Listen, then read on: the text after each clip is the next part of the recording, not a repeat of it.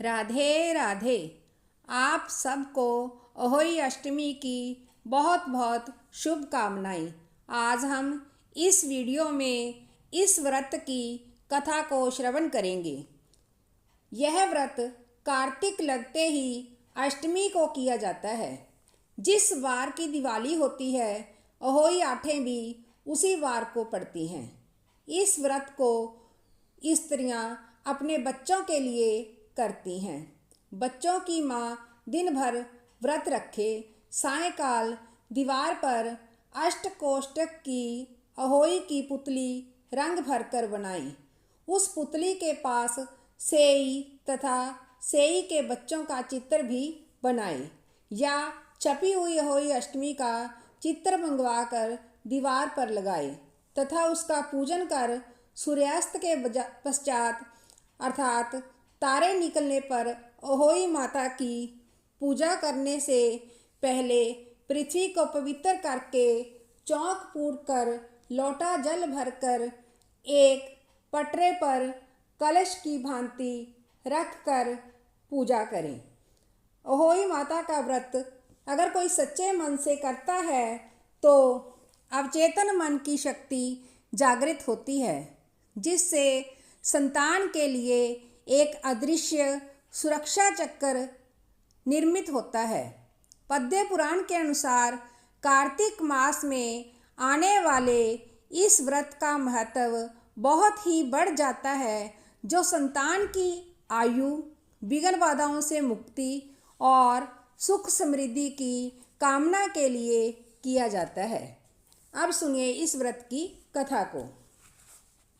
एक साहूकार था, उसके 7 बेटे थे, 7 बहुएं थी और एक बेटी थी।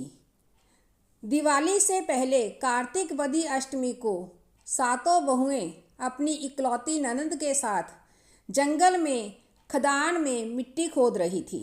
वहाँ स्याऊ यानी कि सेई की मांद थी। मिट्टी खोदते समय ननंद के हाथ से सेई का बच्चा मर गया। स्याऊ माता बोली कि मैं तेरी कोख बांधूंगी। तब ननंद अपनी 7 भाभियों से बोली कि तुम में से मेरे बदले कोई अपनी कोख बंधवा लो।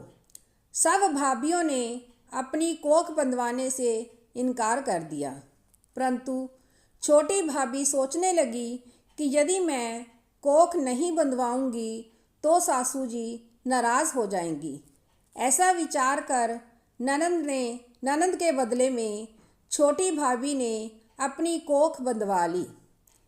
इसके बाद जब उससे जो भी बच्चा पैदा होता वो 7 दिन बाद मर जाता।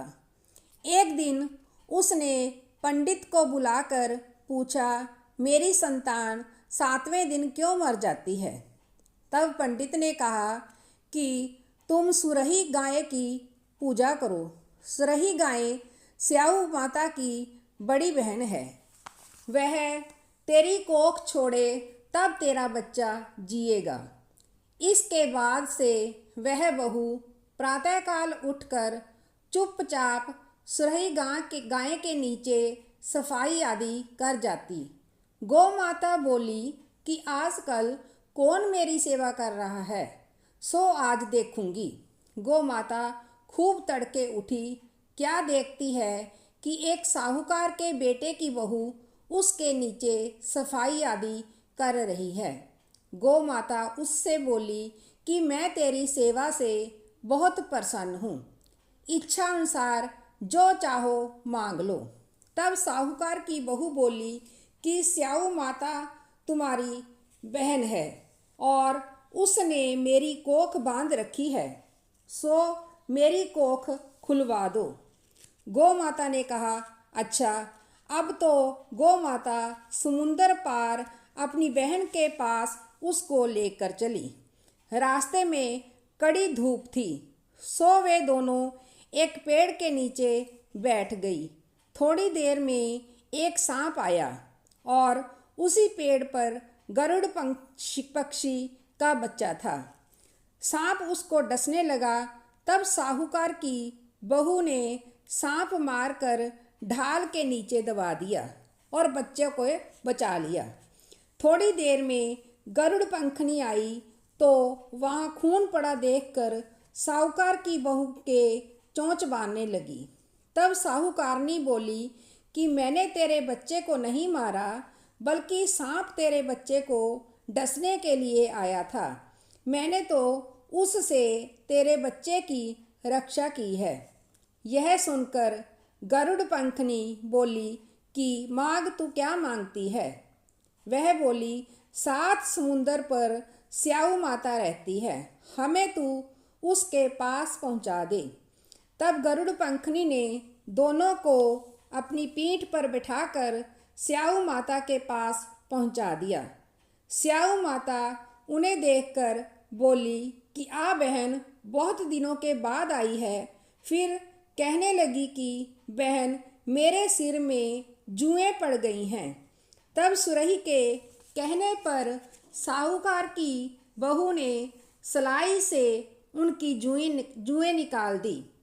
इस पर स्याऊ माता प्रसन्न हो बोली कि तूने मेरे सिर में बहुत सलाई डाली है, इसलिए तेरे 7 बेटे और बहू होंगी। वह बोली मेरे तो एक भी बेटा नहीं, 7 बेटे कहाँ से होंगे।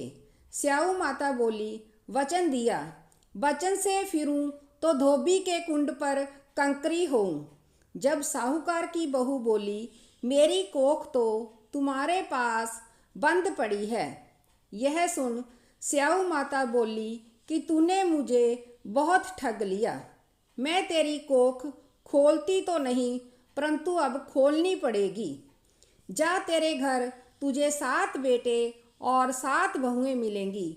तू जाकर उजमन करियो, 7 अहोई बनाकर 7 कढ़ाई करियो। जब वह लौटकर घर आई तो वहाँ देखा 7 बेटे और 7 बहुएं बैठे हैं। वह बहुत खुश हो गई। उसने 7 अहोई बनाई, 7 उजमन किए और 7 कढ़ाई की। रात्रि के समय जेठानियाँ आपस में कहने लगी कि जल्दी जल्दी नहाकर पूजा कर लो, कहीं छोटी बच्चों को याद करके रोने लगेगी। थोड़ी देर में उन्होंने अपने बच्चों से कहा अपनी चाची के घर जाकर देख आओ कि आज वह अभी तक रोई क्यों नहीं। बच्चों ने जाकर कहा कि चाची तो कुछ मांड रही है, खूब उजमन हो रहा है।